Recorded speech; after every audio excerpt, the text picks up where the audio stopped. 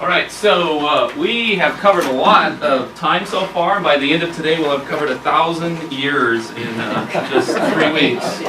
So we went through creation. We talked about the fall last week, and we are going to skip over the Cain and Abel story just for sake of time and what we need to cover through May. But that's just our second real introduction to sin, major sin, if you will, with murder and jealousy and all of that as Cain kills Abel. And then we're going to move into chapter 6, 4 whole chapters for the story of Noah, which I'm sure is pretty familiar to most of us. Hopefully you did not see the Russell Crowe Noah movie, because they did not do a very good job of really capturing the biblical perspective of Noah. But there's a lot there. There's some pretty important verses. So I'm going to do my best to summarize, but also stop every now and then and kind of take a look at what God is trying to tell us through this event. Just a little fun. I need a little fun this morning. So, yeah, we always ask what happened to the dinosaurs. Here we go. Yeah, all the good, peaceful animals figured out a way to get rid of all the dinosaurs. So, it is kind of interesting that, this is bizarro, but their dinosaurs are also in 2 on the separate boat. But, anyway. So, as we dig into Noah, I just want to summarize the whole thing from the Hebrews Hall of Faith passage. By faith, Noah, when warned about things not yet seen, more on that in a second, in holy fear built an ark to save his family. By his faith, he condemned the world and became heir of the righteousness that is in keeping with faith. Amen. So I want a pretty deep question to start off our discussion with before we dig into chapter 6. How would you define the word regret? Regret. Dan? Oops. Oops. Oops, that's good. I wish I hadn't have done that. Wish I hadn't have done that. Or done that. What's that? Or I wished I had have done it. Oh, okay, yeah, regret that I did not act. Yeah. Gotcha. So Wish it's in I the would've done the commission opposite. versus commission. Right. Yeah. Done that differently. Say the opposite of what I said. Do we say that a lot? Yeah. So is regret a negative? No. No? Depends. Depends. Well, yes, in the sense that there was something that didn't get done or did get done that would have been better not done. Okay. So, but, I mean, it can be very motivating. I mean, if you regret that you didn't do something, next time you're more likely to do it. Okay. Shows the conscience, Okay. for things. So that's the positive about it, because you can Right. look back and reassess. Okay. Can regret cause damage? You were saying use it in a positive. Can regret kind of lead you down a slope? Yes. Possibly too. You should get really down on yourself. Right. Shouldn't have done that. You know what I mean? Like, Yeah. I'm just a bad This person. spiral. Yeah. Yeah. So the reason I ask that, because God is going to regret, okay? And that's actually the word that's used, and so we're going to kind of do a little word study on that. Don't have to answer this, it's rhetorical. Do you have regrets? I mean, can you think of, was there that thing, oh boy, I wish I had done that differently in life? Okay, so for me personally, I've always thought regret, whenever I hear that word, I think of it in a negative connotation. So I've actually struggled with chapter 6 here, with God regretting. I'm like, wait a second, anytime I've regretted, it's been a negative circumstance. I guess maybe kind of in a positive spin, I'm saddened or something like that, as opposed to regretting. But let's see what God does with this. Okay, so Bob, could you read? Sure. 6:5-7 for me? The Lord saw how great the wickedness of the human race had become on the earth, and that every inclination of the thoughts of the human heart was only evil all the time. the Lord regretted that he had made human beings on the earth, and his heart was deeply troubled. So the Lord said, I will wipe from the face of the earth the human race I have created, and with them the animals, the birds, and the creatures that move along the ground, for I regret that I have made them. Okay, wow.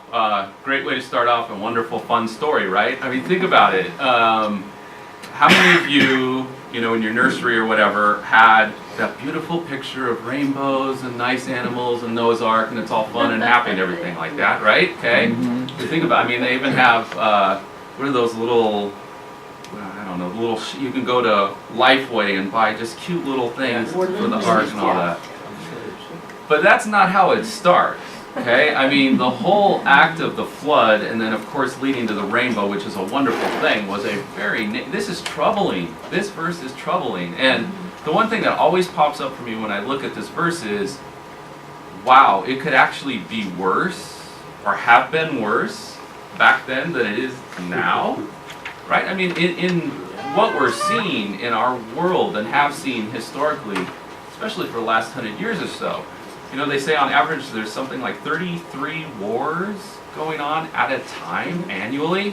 Yeah, there's small skirmishes. We're not doing World War II anymore, but wow, we are pretty violent, but back then, some of the language that is used here is very disturbing, especially in that second line, that every inclination of the thoughts of the human heart was only on evil all the time. Okay, is that God overreacting in his statement? No. No, you think every thought you've ever had, Lynn, is evil? Oh, I thought you meant those people back there. Yeah. Are you talking about me? I mean, is that really possible? Is what I mean. So they're They have except no love for for their Noah. children. I'm You know, pretty yeah. sure I that's mean- hyperbole. Yeah. In the sense of, I mean, yeah, it's like when you're in an argument with your spouse and you say, you always do such and such. Right, right. Well, And that was that do one they time out of 100. 24 hours Yeah, a day always do that? Yeah. No, I Yeah. don't think so.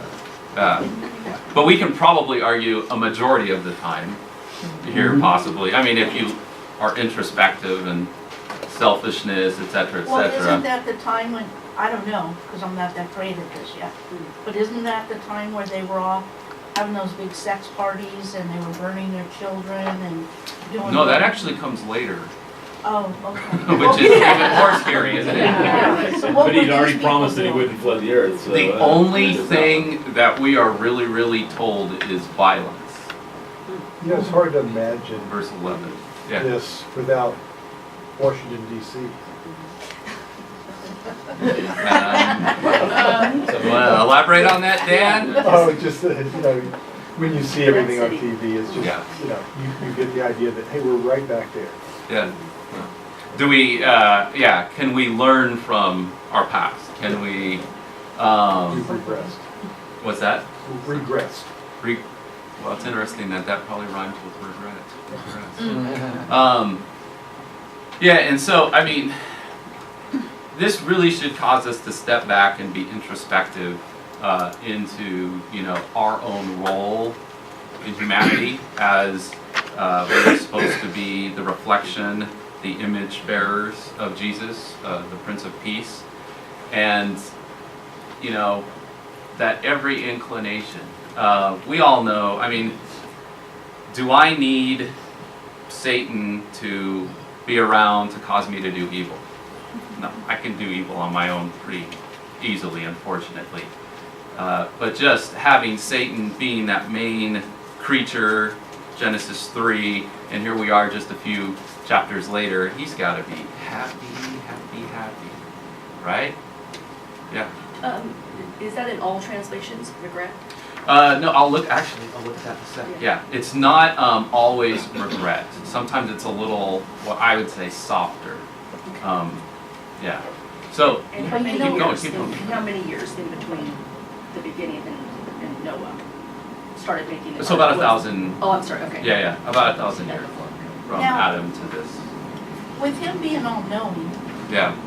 why did he even bother making Satan? He knew all this was gonna happen, right? So why did he even bother making him? Well, couldn't the question be, why didn't he even bother making us? Well, because he loved us, he didn't love Satan. Well, he loved I think he us. loves Satan in the beginning. Oh, you do? Yeah, Satan was one of his primary angels, But he knew he was gonna turn into a demon. but he also knew we were gonna turn against him too. He knew Judas was gonna turn against Jesus too, but he still created him. Think about it, there's It's all about free will. Well, 7.3 billion people on this earth. What percentage of them are following him? What percentage are turning their backs, right? So he knew this was gonna happen, but better to have free will, and that's what Satan had, just like us. He chose to rebel. Just like we choose to rebel, but in probably not as dramatic a ways. And I was going to say, the Bible always talks about God is love, and you really can't love without having a choice. You have to choose to love. Yeah. Programmed or rugs how to love. But I don't Robotic. think he died on the cross for Satan. He died on the cross for us. So there's a difference between the love he must have had for Satan in the beginning than the love he had for us. Because So, ours is forever and Satan's wasn't. well, Satan's now punishment's going to be forever. But do you think God still loves him? I think so. I think he loves all of his creatures, even when they rebel. It hurts him. That's the regret word. Do you think it hurt him when Satan did what he did? Like, I knew it was going to happen, but yet, it still happened and it still hurt. And that's what this whole point is with that word regret. He knew it was going to happen. He knew humanity had freedom of choice, free will. He knew that we as humans, our nature would go in that direction. And it makes him sad. It's not a shock to him. It's not a surprise to him that it's happened. But he still loves us and cares for us. He doesn't want anyone to perish. And so that's why he's patient. But Satan, this is one of those theological questions. Can Satan be forgiven? If Satan just said, oh God, whoa, that was a huge mistake, I want to come back. I think God's love would extend to that point. Some people would argue with that, but Wow. he's his creation. But then the whole twerp of the Bible would be all messed up. But he knows it's not going to happen. Satan's Yeah. pride is way too strong. He's not going to give up his power. Yeah, Margo? From what I read from Genesis 1 to the end of Revelation, the number one sin for God is to turn away from God or put something else Mm-hmm. in God's place, including yourself, Right. which tends to be our number one sin. Yeah. Is That's putting ourselves before God. right. And Technically making ourselves God. yeah. Small g. Yes, And it's like sin was, like you were talking about, sin was necessary. It had to be available because God wanted us to choose him. And in order to choose him, you had to be able to not choose him. Right. Yeah, it's the whole darkness, so we know what light is. It's the whole evil is, so we know what good is. It's, I wish there was another way. I wish sin didn't have to be a part of the puzzle because it sure hurts a lot of people I know. Death and decay, etc. But it is because of, as Tyrone said, we had to have choice for this to work the right way it's supposed to work. And not just robotically going from point A to point B. It's quite a zigzag of a line. Okay, good. I'm glad we're going to end with a rainbow. This is kind of a downer. All right, so then 11, that's where we actually get the real glimpse. And once again, that's just a more violent place than we live in today. The amount of murders in Chicago, that keep coming up in the news are just the awful things we see people do. I'm so glad I was not. Could you imagine being Noah? And why you're the one righteous man out of however many people, and you're 600 years old watching all of that violence and corruption. Wow. And Dan, there you go. There's the word corrupt for you. You mentioned DC. So there you go. All right. God saw how corrupt the earth had become, for all the people, all, had corrupted their ways. God said to Noah, I'm going to put an end to all people, for the earth is filled with violence. Once again, he mentions violence twice. Okay? Because of them, I'm surely going to destroy both them and the earth. All right, so back to George's question. So this is from studylight.org, where you remember on the first day one I tried to show you this but couldn't get to it. So this is using their lexicon tools that they have there, concordance tools. And like I said, this is a really powerful free tool. Okay, usually you have to pay quite a few $100s for something like this. So with studylight.org, you just hover over the words you're interested in. So the King James gives it repented instead of regretted. But to me, repented is usually, I have sinned, I am repenting. So I don't even know if I like that particular word. But, you know, his heart is just going out. You know, he knew it had to be this way, and I think he's repenting because it had to be that way. There was no other way it could be done. And so in regards to how many different ways the word is used, you do see I'm sorry, consolation, change my mind, okay, which he doesn't necessarily change his mind, but he does in the fact that he destroys everything except for those 8 people. So it's not 100% changing his mind, right? But there, you can kind of see that happening there. Regretted shows up, relented. Okay, so that's how the word is used. And what's interesting is that same word, depending on what comes before or after, can actually be used for comfort, which is kind of strange. But the Hebrew language was so limited back then in ancient Hebrew, so that's why we kind of see that happen occasionally. But anyway, that shows you other ways that this is, you know, been sorry, have compassion. Actually, think on that for a second. God's action, and I think God would be okay with the word actually being have compassion on the world, because to a degree he has relieved that population from existing in the most violent population ever on earth. Think about that. Hasn't that kind of been grace? What, Eloise? So now that's the one I picked. Yeah, right? Because Yes, yes. he's saving them from the, I mean, they are not going to come to God. He knows that. Okay? And so he is saving them from themselves, because they're just going to stay in this violent, corrupt thing. So, yeah, we're going to go with that, Eloise. At least you and I. Have compassion. Or how about, we don't say rue too often, right? But I rue the day that I did this. All right, so you kind of get the feel of what's going on there in the Hebrew. All right, but of course, there is Noah, thankfully, as Hebrews said. There is a faithful man, there is a righteous man.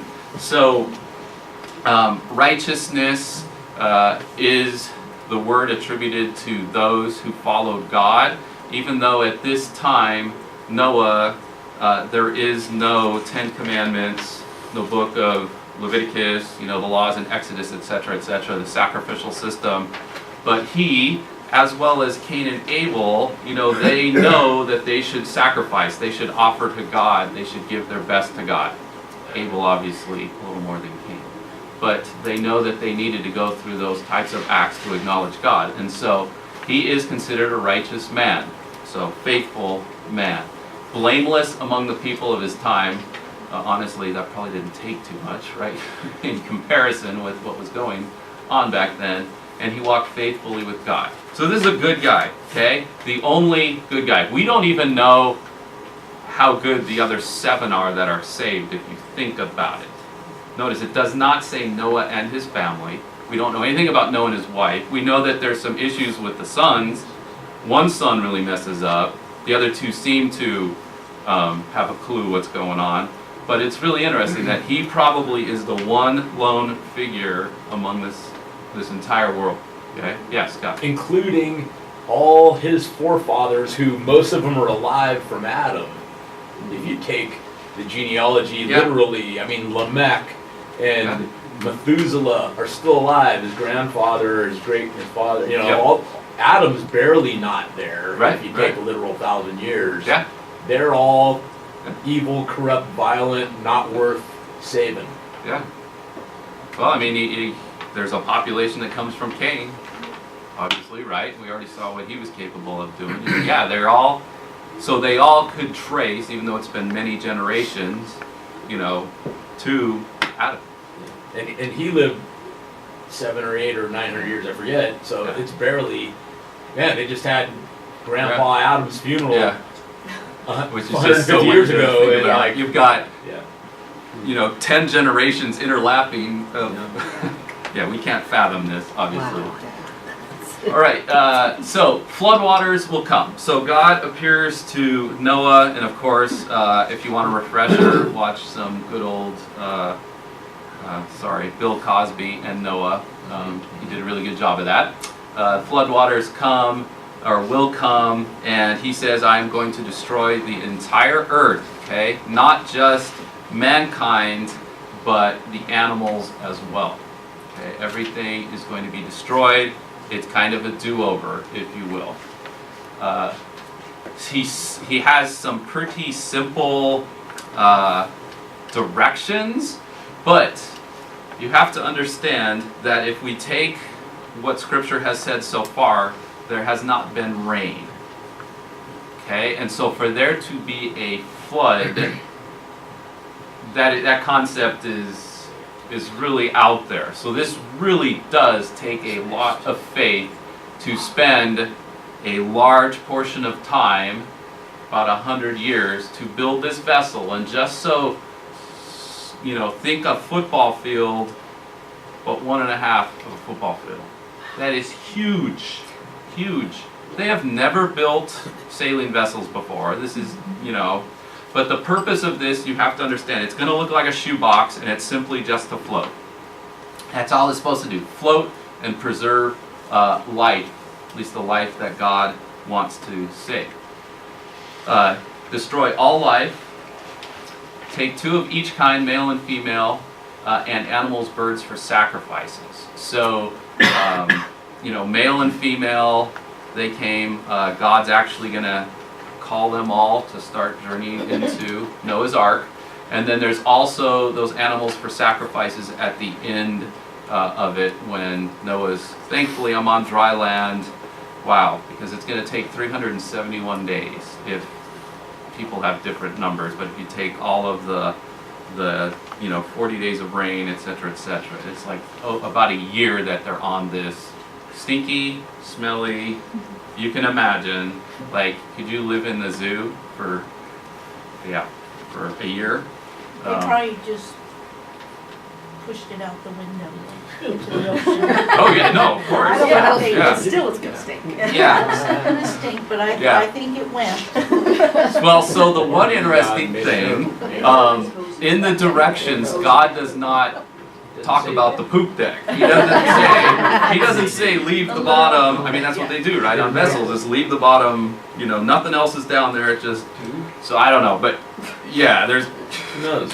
And Adam's not a zookeeper. He's got to figure this out. Feed them and everything. It doesn't even explain any of that. Yeah. I'm taking it as miracles. Yeah. I think Well, that's why somebody in the told me movie they that- put the animals to sleep. Yeah. Well, and there is a couple of things from the movie, and having the Holy Spirit do to the animals what he did to the lions in Daniel in the Lion's Den, where close their mouths and kind of Hibernation. put their hibernation. I think there's some legitimacy to that, although it doesn't it say that you are supposed to bring in food for them? So they are going to eat, but yeah, like here's where the food.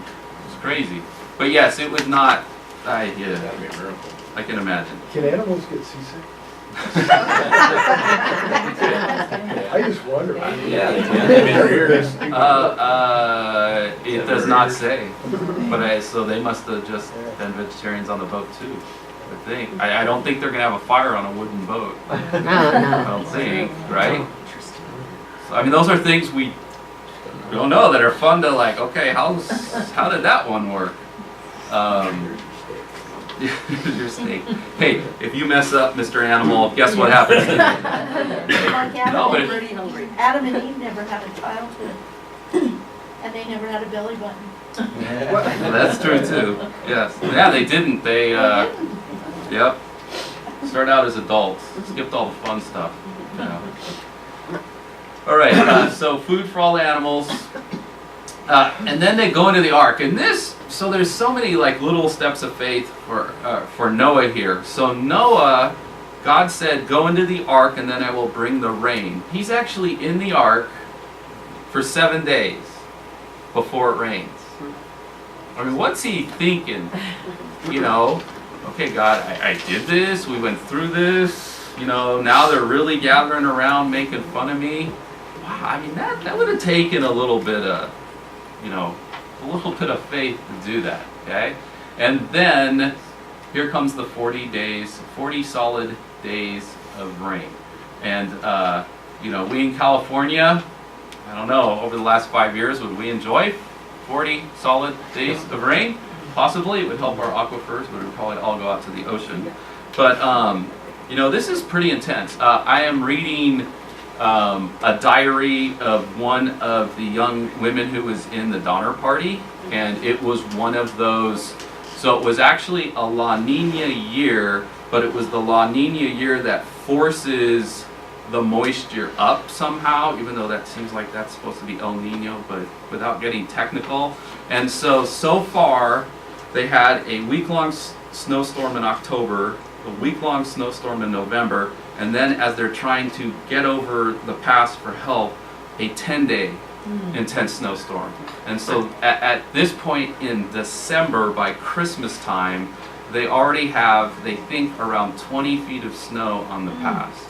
So we've experienced those in our lives. If you've lived here, 1989, 97 or something like that. So we've had some pretty good, you know, like 24-hour periods. Nothing like those who have had hurricanes before, but for a area that has never had rainfall to then have 40 straight days of rainfall, that would have probably caused some concern. What is going on here? But God does tell him, thankfully, hey, Noah, it's just going to be 40 days of rain. Okay? There you go. There's a start date, there's an end date, and we'll get through this, literally. All right, so Noah was 600 years old. Here's the other thing that just boggles my mind. I just watched Uncle Drew yesterday, you know, watching 70-year-old men compete in basketball games, and I'm thinking, wow, 600 years old, and he's the main guy. Yes, he's got 3 sons. But to build this 450-foot structure, you know, is he a carpenter? I mean, Cain built cities, so maybe Noah got some of that. But that's impressive that he was able to do that at, you know, that age. All right, so the length of the flood, there's various, some people, one person wants to say it was actually 365 days, which would kind of be a fun number to tie up. But if you take all the, and it gets very specific. Let's see. Yeah, very specific. It'll talk about the 17th day of the 7th month and on the 10th month and all that. If you spend some time and look through that, one of the best guesses is 371 days on that boat, okay? And an interesting 8:1, but God remembered Noah. Why do you think God and Moses used the word remembered? How come not, oh, and it was time or something like that? But it's, I mean, it's almost implying that God forgot about him? What do you guys think? What's going on there? It's strange. And really, we do sometimes lose translations, you know, words in translation, but I think we could have chosen, the NIV could have chosen something better. Okay? Now, this is actually going to happen again. After 400 years, 430 years in Egypt, God is going to remember his people that he allowed to go into Egypt. So more on that in a month. Okay? So there is some, you know, it's almost as if there's times where did God, he accomplished what he needed to accomplish, and now he's probably trying to figure out how to reinvigorate everything on the earth, and it's like, okay, oh yeah, now it's time. Type of, here we go. Let's get Noah taken care of and the people taken care of. Alzheimer's. That's the kind of scripture that makes me wonder, did God create other planets with life out there that he's tending to somewhere way far away? He's got other things on his mind, right? Yeah. Well, so I'm not going to go there, but That was exactly my thought too. but how about the fact? What do you think Satan is doing at this point? Because what happens if those 8 people die? God's creation is dead. God's plan has failed, exactly. I would think Satan has been pretty active. Even though there's only 8 humans and he's probably really upset, but then again, I think Satan's also very happy that God had to kill all of his creation there, except for these 8 and all those animals.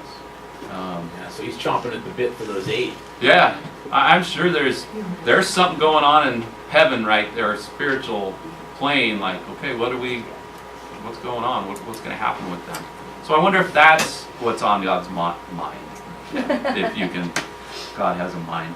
Another thing that I kind of skipped before is, it says God regrets the animals as well.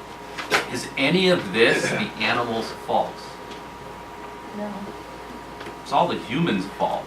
And so at that point, regret actually works pretty well, because he's, yeah, exactly, compassionate. Well, I've got to do this because it would look kind of weird if I gave every animal scuba gear and right? I mean, so he has to. So he's very sad. He took time, effort, amounts of creativity to make those incredible, beautiful creatures, and he's going to see so much of his creation destroyed. It hurt him when he killed all of humanity too. So, yeah. Eloise, yeah.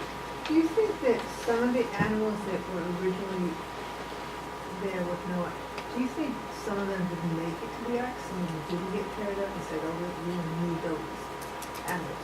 Well, that answers the dinosaur question. If that's, God said, all right, I no longer want the T-Rex hanging out and messing around with humanity, and, but, so I think it was Bill Nye that said there's 20,000 animals on the ark at this point.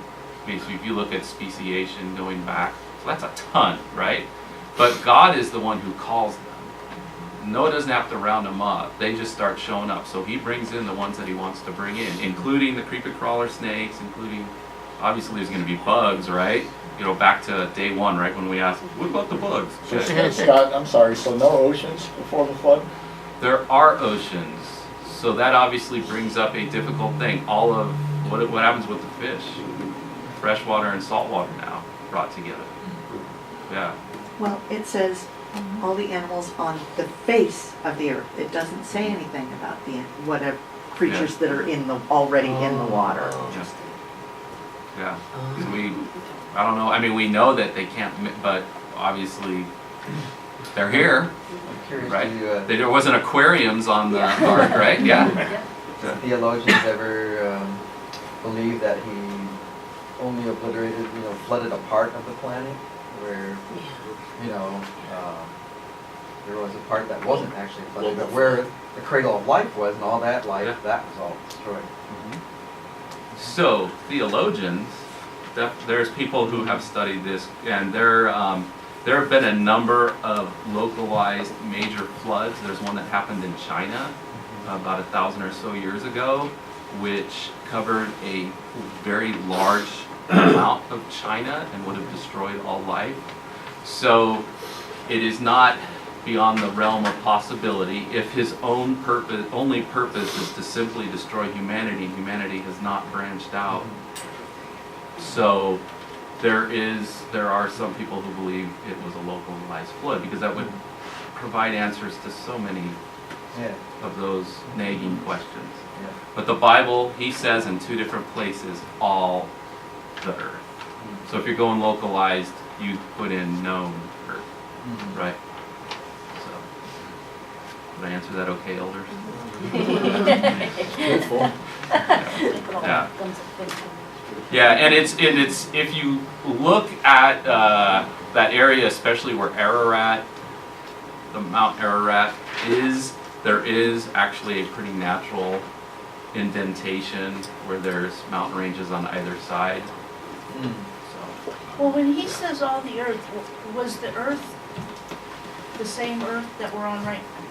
That didn't come out As far as right? mountains are.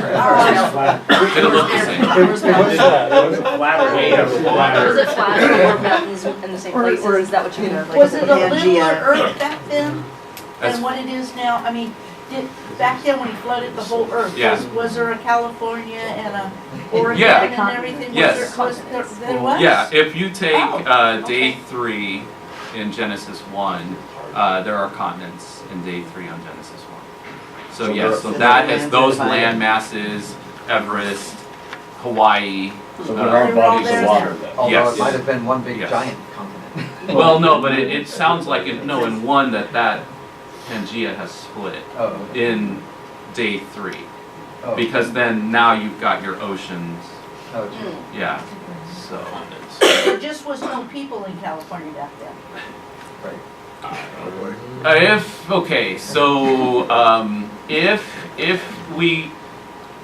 It depends your personal view on when mankind started walking the earth.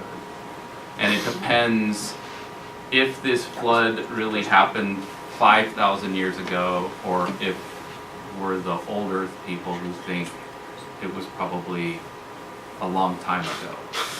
So, I mean, Native Americans, they think, depending on who you're talking to, have been in North America about 10,000 years.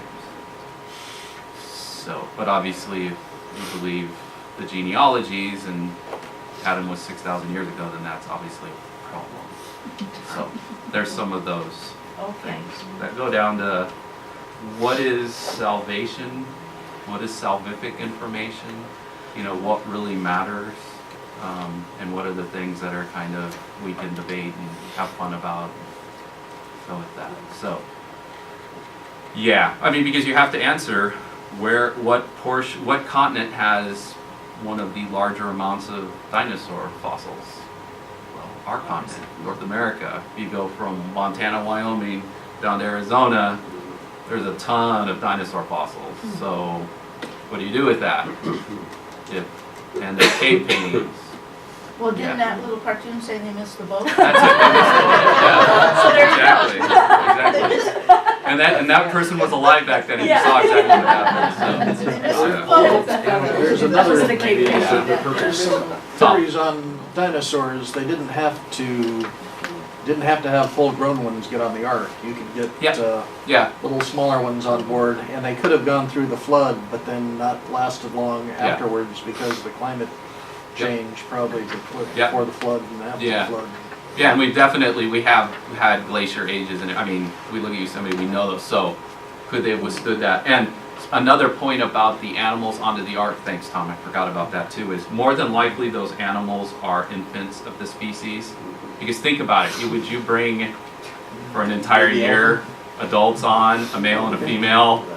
Now you're gonna have more mouths to feed, so probably younger and a lot more. Exactly, that would keep the poop problem down. I mean, it's We're good to hear that.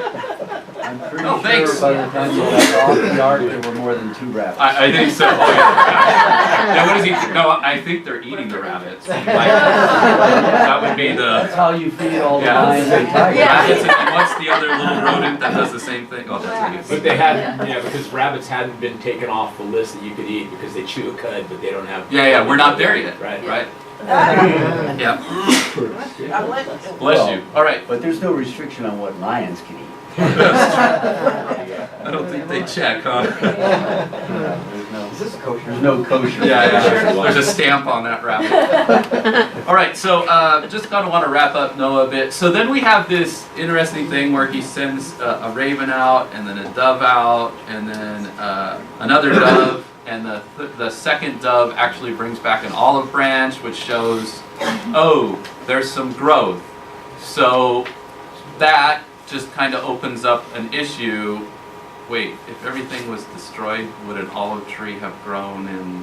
The ocean. So that one's a tough one.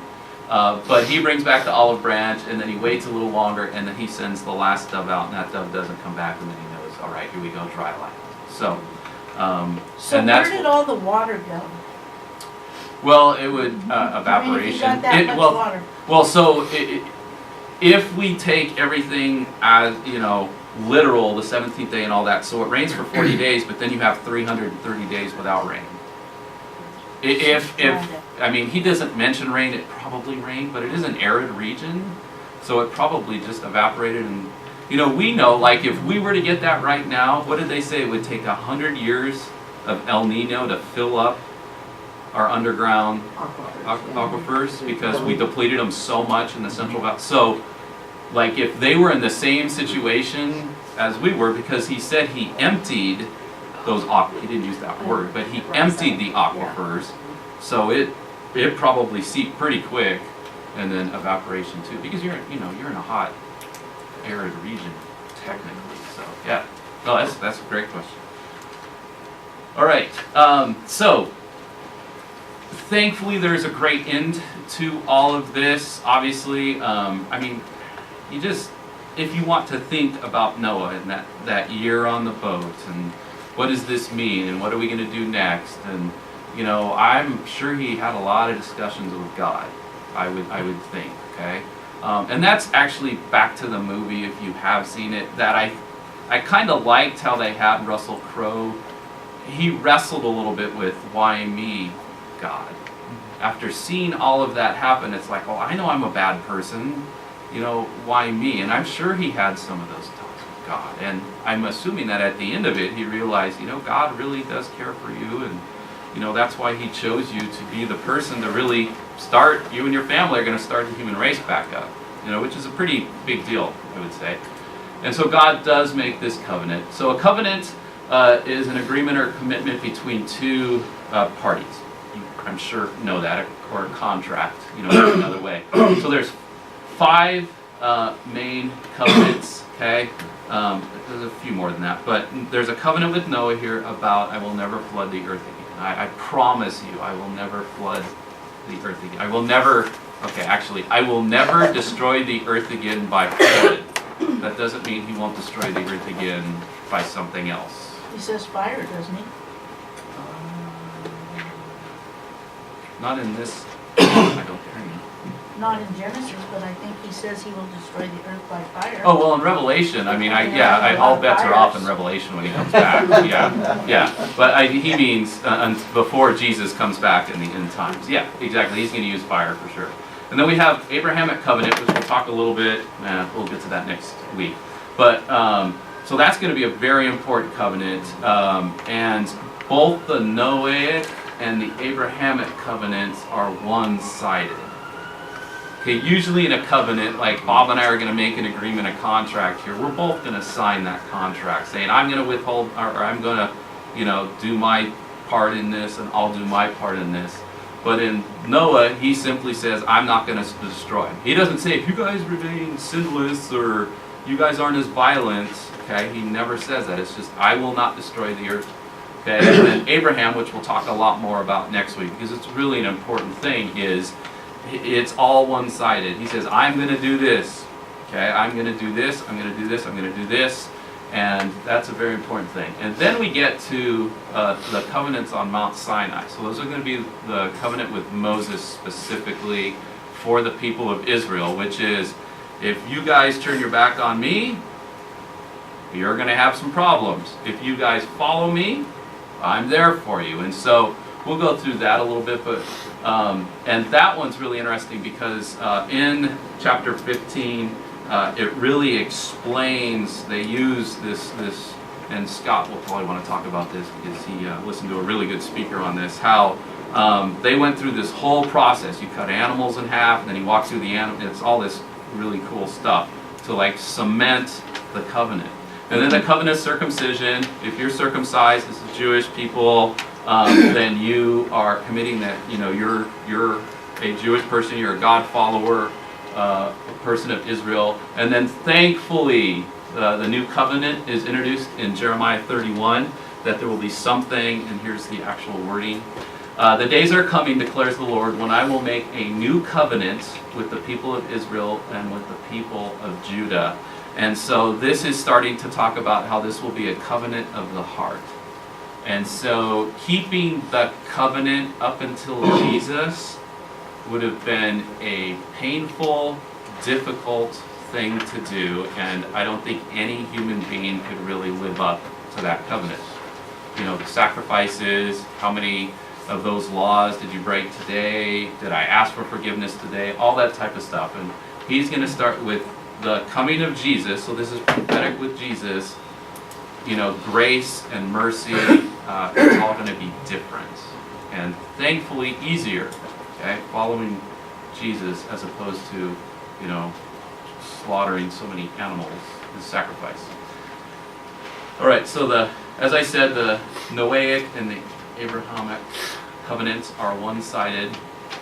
And so with the Noahic covenant, I always love this because this comes up a lot in the Pentateuch, the first 5 books of the Bible, that when people offer sacrifices, and if any of you, like, usually on Sundays I barbecue, and I can just stand out by my barbecue and just go, oh. And that really is what it's saying.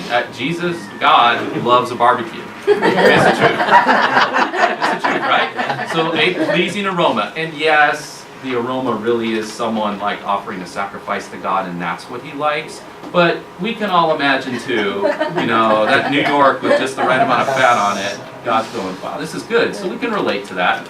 So never again will I curse the ground because of humans, even though every inclination of the human heart is evil. So that continued, notice this, okay? It wasn't just that group of people, but we can agree with this, we're pretty bad. And then it says even from childhood, which is really kind of scary. And never again will I destroy all living creatures as I have done. As long as the earth endures, seed time and harvest, cold and heat, summer and winter, day and night will never cease. And then I will establish this covenant. And once again, I just underline, I will establish, never again, never again, never again, okay? And then the sign is the rainbow, okay? This is the sign. And if you think about it, it makes logical sense. So he didn't see a rainbow for 40 days, right? This was continuous rain. We know we get a good storm, especially as we get towards March, and we've got more sun, right? And so we love to see those rainbows, or look for the double rainbow or whatever like that. And that's because our rainstorm just lasted for a few hours or 30 minutes or something like that. So, you know, he is hearing this and he's going, yeah, I didn't see anything fun for 40 days. This was pretty miserable. And so that's the sign. So it's a good reminder. All right, we are done. So I don't want to make us late for second service. So next week, we'll talk more about covenant. So let me give you, so on the bottom, I don't know how much of Ishmael and Isaac we'll get to, but if you want to look over Genesis 15, which is the covenant, which was your homework last week, you can do that. But we're going to dig into that a little bit. And then we'll probably get to Ishmael and Isaac and find out how the world gets messed up because of Abraham. Thank you very much. All right, have a great week.